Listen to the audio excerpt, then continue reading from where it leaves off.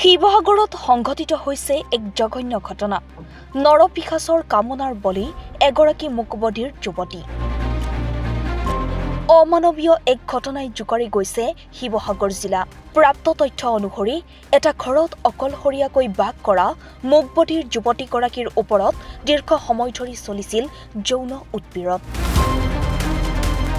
শেহতীয়াকৈ মূকবধিৰ যুৱতীগৰাকীৰ শাৰীৰিক সম্পৰ্ক গঠনৰ ওপৰত সন্দেহ হোৱাত জ্যেষ্ঠ ভগ্নীয়ে যুৱতীগৰাকীক লৈ যায় চিকিৎসকৰ কাষলৈ। চিকিৎসকৰ পৰীক্ষাত পোহৰলৈ আহে যুৱতীগৰাকী অন্তঃসত্ত্বা হোৱাৰ তথ্য। ঘটনা সন্দৰ্ভত যোৱাকালি নিশা সদৰ আৰক্ষী থানাত মূকবধিৰ যুৱতীগৰাকীৰ পৰিয়ালে দাখিল কৰে এজাহাৰ।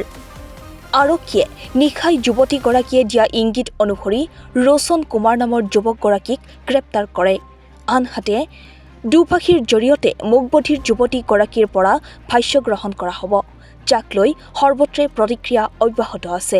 ঘটনাটো মানে ধৰক আমাৰ ঘৰত কোনো মায়া বা তেনেকুৱা নাই চাবলগীয়া। তাই কেকাজন আছে, তাই অলপ মেণ্টেলি প্ৰব্লেম। মানে মই বিয়া হ'লোঁ যিহেতু ভাড়াঘৰত মানুহজন তাতে কাম কৰে।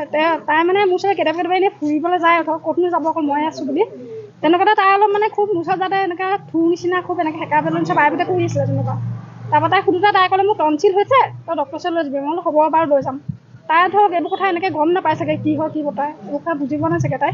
তাৰপৰা যেতিয়া তাই বহুত দিন ওচৰত যোৱা নাই, মই সুধিলোঁ ঘৰৰ ওচৰত কি হৈছে, তাই অহা নাই। তাই ক'লে যে তাই অলপ পেটটো ওলোৱা নিচিনা হৈছে, এনেকুৱা গাত থকা মানুহৰ নিচিনা হৈছে। তই অলপ চাবিচোন। কালি যেতিয়া মই আহিলোঁ প্ৰেগনেঞ্চি টেষ্ট কৰিলে দেখিলে পজিটিভ ওলাইছে।